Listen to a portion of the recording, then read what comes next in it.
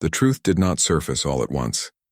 It began as a whisper, an offhand remark in a dusty county office in 1954, when a clerk stumbled across a fragile envelope buried beneath land deeds and cattle registries.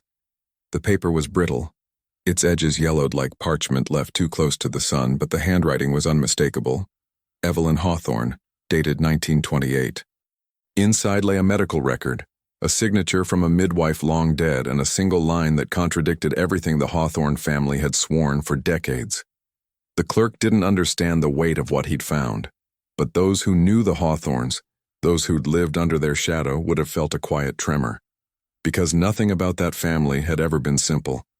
The story returns to the blistering summer of 1928, when the fields of Brazos County shimmered under waves of heat, and the Hawthorne Ranch sprawled across the landscape like a kingdom carved out of dust.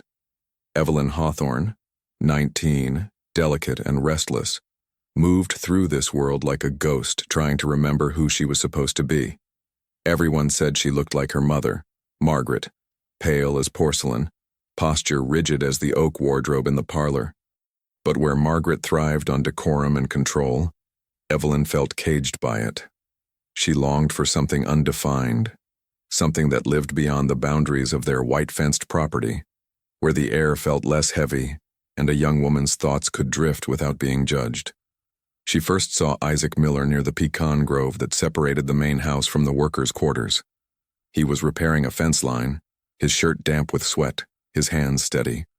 Isaac, 22, carried himself with a quiet strength that contrasted with the whispers surrounding his family, a lineage of black tenant farmers whose survival depended on staying invisible, compliant, and grateful for whatever work the landowners offered. In Texas at that time, such boundaries were rigid, carved into bone and dangerous to cross. Yet Evelyn crossed them.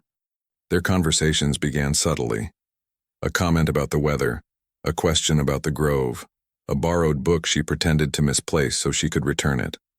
Soon, she found reasons to wander outside during hours when Margaret was occupied and Charles was inspecting cattle. Every meeting pulled her further into a world where she felt, perhaps for the first time, seen. But desire in Texas, especially across lines of race and class, had consequences sharper than barbed wire. By July, Evelyn noticed changes, a flutter in her chest at Isaac's voice, a heaviness in her body she couldn't name, a growing fear that her mother's discerning eyes would strip away the truth. She tried to ignore the subtle nausea in the mornings, blaming the heat, the dust, the oppressive expectations that hovered like a storm cloud. But denial cannot quiet the body. One afternoon, while rearranging linens in her room, Evelyn felt the room tilt. She gripped the dresser, heart pounding, a cold sweat sliding down her back. The realization hit her not as a whisper but as a blow. She was late, weeks late. The dread curled up her spine. She thought of her father, Charles Hawthorne, a man carved from old Southern pride, whose sense of honor was as unyielding as the cattle brand he placed on every calf born under his name. A scandal involving his only daughter would not simply embarrass him. It would ignite a fury capable of tearing through lives without hesitation. Her mother would not fare better. Margaret's world functioned on immaculate surfaces, polished silver, pressed dresses, perfect manners. Imperfections, especially those of the moral kind, were stains she'd rather scrub from existence than acknowledge. For 2 days, Evelyn avoided Isaac, terrified of what the truth would demand. But on a dusky evening, as cicadas hummed in the trees, she found him by the grove. Her hands trembled, her voice faltered. "I think something's wrong," she whispered. Isaac looked at her, really looked, and the understanding in his expression nearly undid her. He didn't recoil. He didn't question. He stepped closer, lowering his voice as though the wind itself might betray them. "We'll figure this out," he said. But in the distance, past the pecan trees and the fading sun, a shadow moved near the main house. Someone watching, someone lingering too long to have been passing by. And though Evelyn did not see the figure, she felt the shift in the air, as if the world around her had just begun to close in. The morning after Evelyn's confession to Isaac felt heavier than the humid Texas air. The sun had barely risen, Yet the house was already alive with Margaret's measured footsteps echoing across the wooden floors. Evelyn descended the staircase with care, clutching the railing as though afraid the truth might spill out of her body and onto the polished steps. At the breakfast table, Margaret poured coffee with the precision of a surgeon. Her eyes, a cold shade of blue, flicked toward her daughter. Evelyn felt her pulse quicken.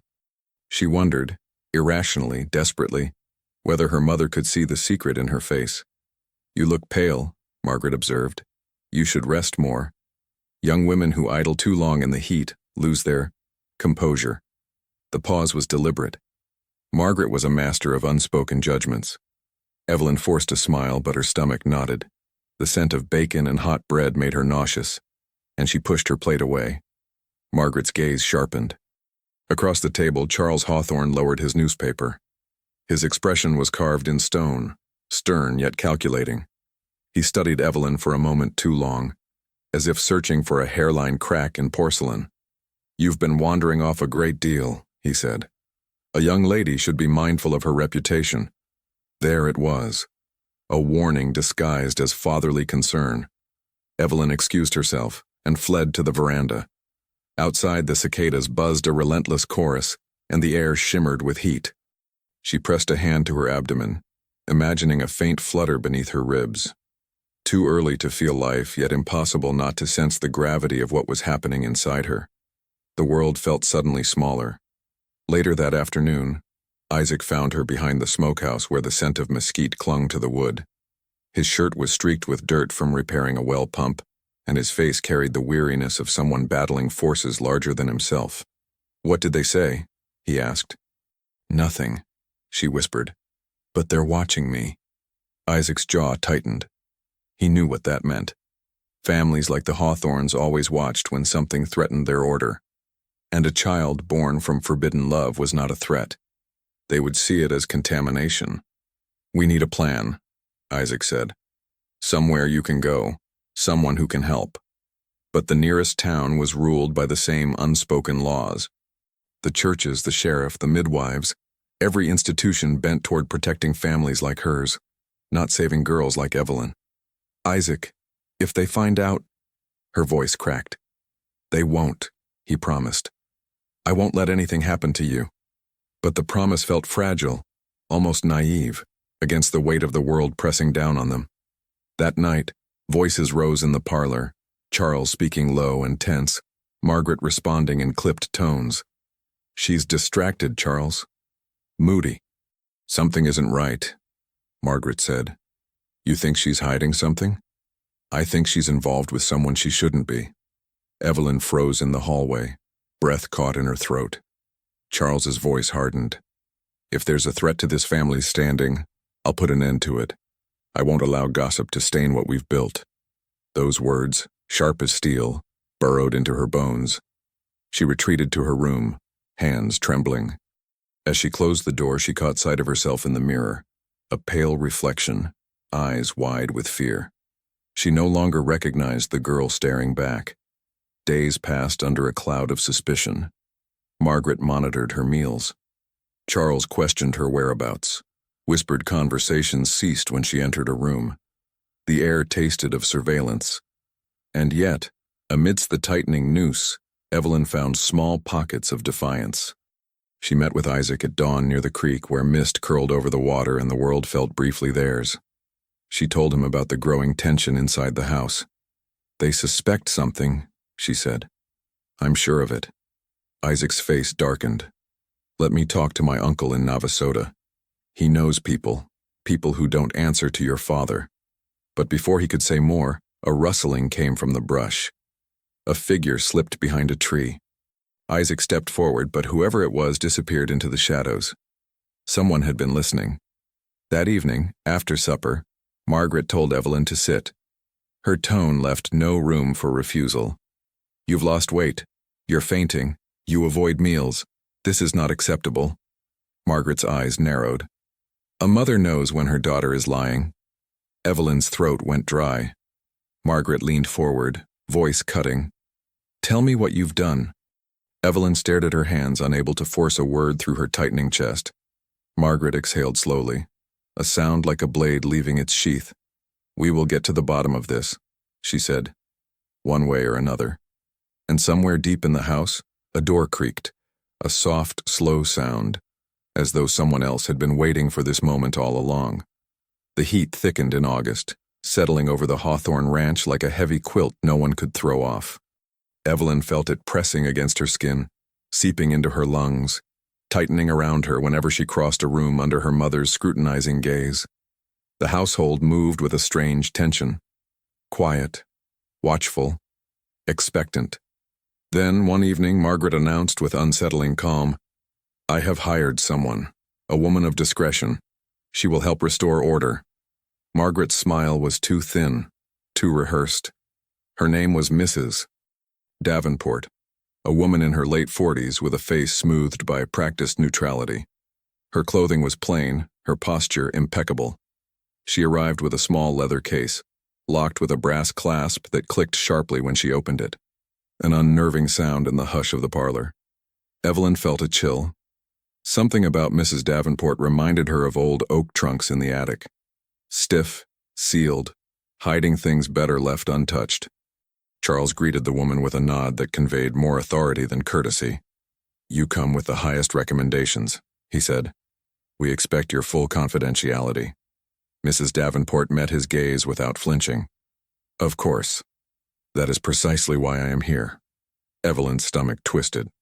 That night she overheard Margaret and Mrs. Davenport speaking in soft, clipped sentences behind the sitting room door. "She needs guidance," Margaret said. "Strict guidance."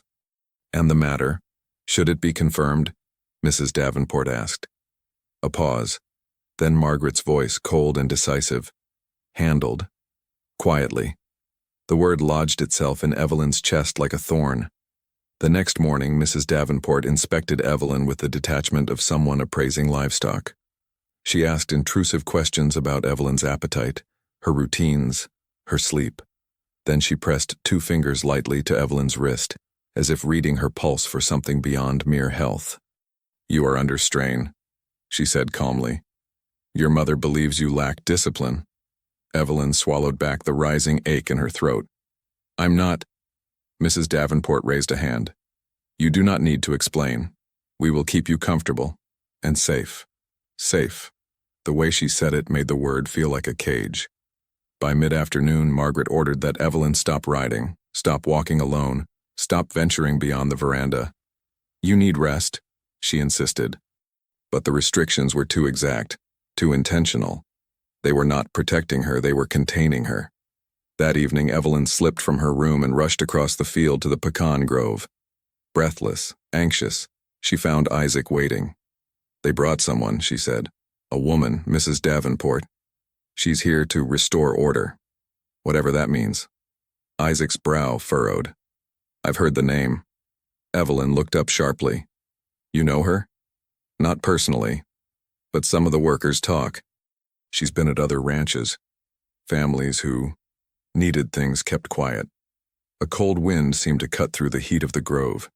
Evelyn wrapped her arms around herself, suddenly chilled despite the swelter. "What does she do, Isaac?" Isaac hesitated. "Whatever the families pay her to do."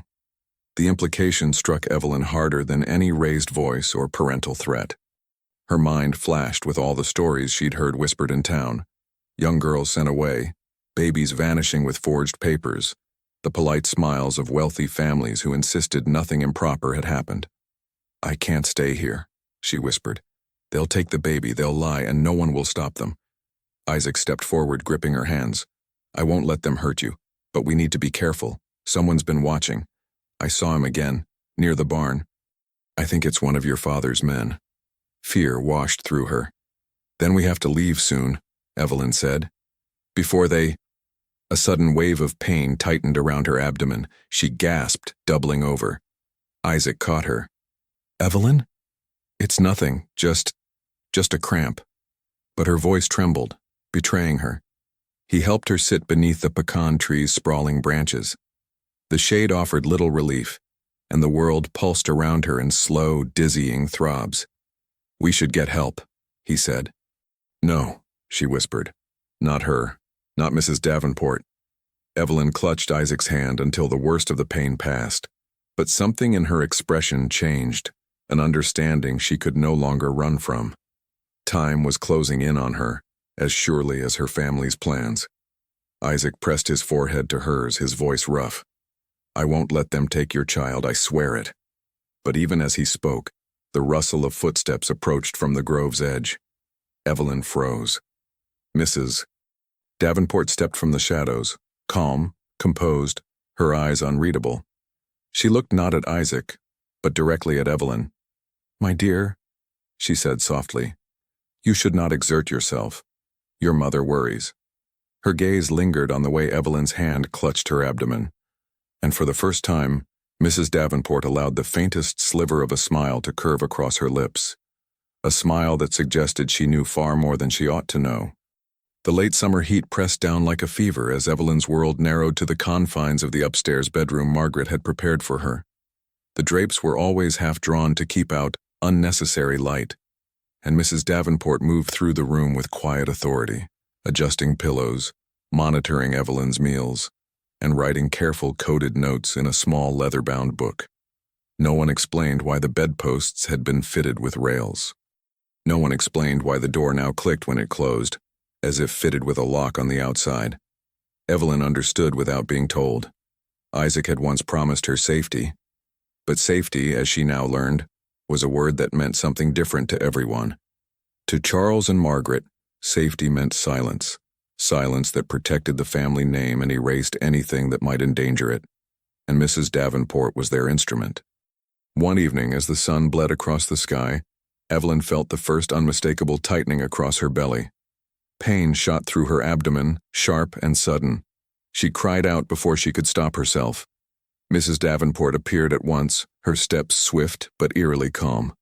"It's early," she murmured, but not unexpected. Evelyn's breath hitched. "Please, I want a doctor." "A doctor," Mrs. Davenport replied, "would only complicate matters."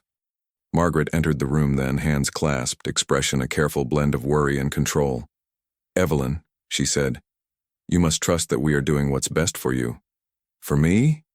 Evelyn gasped, heat rising behind her eyes. "Or for the family." Margaret's jaw tightened, but she did not answer. Hours blurred. Evelyn drifted in and out of pain, catching fragments of whispered conversation. "She cannot leave this room. She must not be allowed to contact anyone." "The father? Has he been handled?" Charles's voice. "It's being managed." Terror clawed at her chest. "Isaac." She tried to sit up, but the pain doubled her over again. The labor came faster than she expected, wild, merciless. Mrs. Davenport worked with mechanical efficiency, directing Margaret to boil water, fetch towels, open the windows. For a brief moment, the cool night air swept into the room. Evelyn breathed deeply, clinging to its freedom, its reminder that a world existed beyond these walls. Then another contraction tore through her, and she screamed. The hours that followed were a blur of pain and shadows. She felt hands gripping her shoulders, heard murmured commands, smelled the metallic tang of blood and sweat. At the peak of agony, her vision dissolved into white. And then, a sound. Soft, unmistakable. A newborn's cry. Evelyn's heart surged upward. She tried to lift her head. Let me see." The cry cut off. Silence fell hard and sudden. Evelyn blinked, disoriented. Where is my baby?" Mrs. Davenport's back was turned. She did not immediately respond. Margaret stood rigid near the foot of the bed, her face pale. Evelyn reached out weakly. I heard him. Please." Mrs. Davenport finally turned. The child was not viable. The words were delivered softly, almost tenderly, as though she wished to cushion the blow. But her eyes were too calm, too practiced. Evelyn shook her head. No, I heard him cry. I know what I heard." Margaret moved toward her, laying a hand on her arm. "Sweetheart, sometimes in the pain, a mother can imagine things." "I didn't imagine anything," Evelyn cried. But Margaret was already turning away, her face crumpling, not in grief but in an overwhelming need to escape the room. Charles entered then, his expression unreadable. He spoke quietly with Mrs. Davenport, who nodded and handed him a folded sheet of paper. Evelyn strained to listen. "It's done," Mrs. Davenport said. "Everything is in order." "Good," Charles replied. He didn't look at Evelyn. The next morning, Evelyn awoke to find the room impossibly still. The sheets were changed, the windows open, the scent of lavender masking the bitter smell of last night. Her body ached with emptiness. On the nightstand lay a single document, a death certificate bearing her baby's name, though she had never spoken one, and a signature she did not recognize. Her hands shook as she traced the ink. The cause of death was listed as stillborn, but in the margin, near the date, something odd appeared. A faint correction mark, as though someone had written over an earlier detail. A detail someone wanted erased. Evelyn stared at the paper until the lines blurred. Somewhere outside, a door slammed. Raised voices drifted through the hallway. A woman crying. A man insisting, "You have no proof of that." Then a second voice, lower, steadier, cut through the tension. "Bring me the original record." Silence followed. Evelyn's heart quickened. Someone else, someone she had not expected, was beginning to question the story. In 1954, the Texas sun had softened, no longer the scorching presence Evelyn remembered from her youth. Time had weathered the Hawthorne ranch. The white fences had faded to a dull gray, and the once proud house sagged slightly under its own history.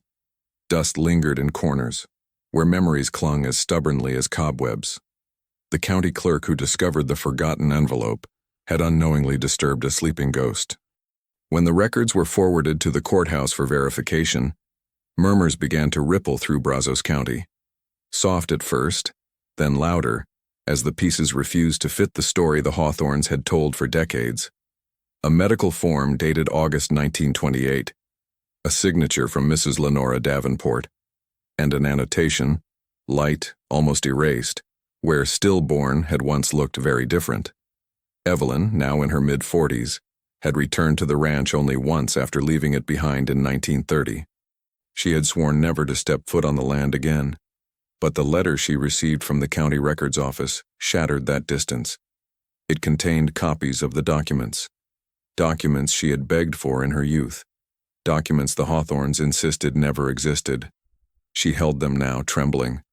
Her baby had lived. She had known it, felt it in her bones, in the echo of that single, piercing cry that no amount of gaslighting could erase. Isaac had tried to save her. She remembered the night he came to the house, calling her name from below the veranda, his voice urgent, pleading. She remembered her father's men dragging him away, the dull thud of fists against flesh, the way his silhouette disappeared into the dark. And then, nothing. She never saw him again. Mrs. Davenport had vanished soon after the birth, paid handsomely, no doubt, for ensuring that truth was replaced with something more convenient. Evelyn ran a finger over the margin of the certificate. Beneath the overwritten word lay the faint shadow of something else. Male infant. Healthy. Her breath caught. Someone had tried to obscure it, but not well enough. Someone wanted her to find it now. When she returned to the courthouse to demand more information, the clerk hesitated before speaking. "There was, another file," he said. "Not with the public records, buried in private archives. It had your father's signature." The clerk paused, choosing his words carefully. "It seems the baby was placed with a family in Austin, through unofficial channels." Evelyn's heart pounded so hard she could hear it echo in her ears. "Do you have their name?" she asked. The clerk swallowed. "Only the mother's, a Mrs. Caroline Bishop. She passed away several years ago, but she had a son, adopted in 1928. Evelyn gripped the edge of the desk to keep from collapsing. Her son, her child, had lived, grown, breathed, walked into adulthood under another woman's name, carrying none of the Hawthorne legacy and none of the scars Evelyn had been forced to bear. The clerk continued, "Something else may interest you." He handed her a faded transcript, scribbled testimony from a local midwife interviewed in 1931 as part of an unrelated inquiry. She mentioned Davenport's involvement in private adoptions, he said, and that Davenport often worked with landowners desperate to avoid scandal. The testimony ended with a note that made Evelyn's fingers tremble. One child survived. The mother was told otherwise. Evelyn staggered back, gasping as if the air had turned to glass. All the years she spent haunted by absence, all the times she woke in the night reaching for a child she was told had never taken a breath. The truth had been hidden not by fate but by human hands. Ruthless, meticulous hands. Her parents. The room seemed to tilt. The clerk steadied her shoulder. "Mrs. Hawthorne, are you all right?" She wasn't, but she had never been closer to reclaiming herself. Later that evening, Evelyn sat on the porch of a small boarding house in town, clutching the names and dates that might finally lead to the child stolen from her. The sun dipped behind the hills, casting the sky in bruised shades of purple and gold. A far-off train whistle drifted through the air. She wondered if her son had ever heard it too. Footsteps approached. The boarding house landlady stepped outside, handing Evelyn a sealed envelope. "This was delivered for you," she said. "No return address." Evelyn opened it slowly. Inside was a slip of paper, no more than a few words, but the handwriting, she knew it at once. It was Isaac's. Texas never forgets. "Start with the Bishop family, and be careful." Davenport was not the only one involved. The paper trembled in her hands. Isaac lived. Her son lived. And the truth, once buried, was rising piece by piece, unstoppable now. But beneath the final line, a faint ink smear suggested a missing sentence. As if Isaac had been interrupted, or afraid. The smear curved downward, almost like the beginning of a warning. One Evelyn could feel more than read. Something, or someone, still stood between her and the whole truth. If this story drew you in, don't forget to leave a comment with your theories, subscribe for more hidden American histories, share this video with someone who loves a good mystery, and of course, drop a like to support the channel.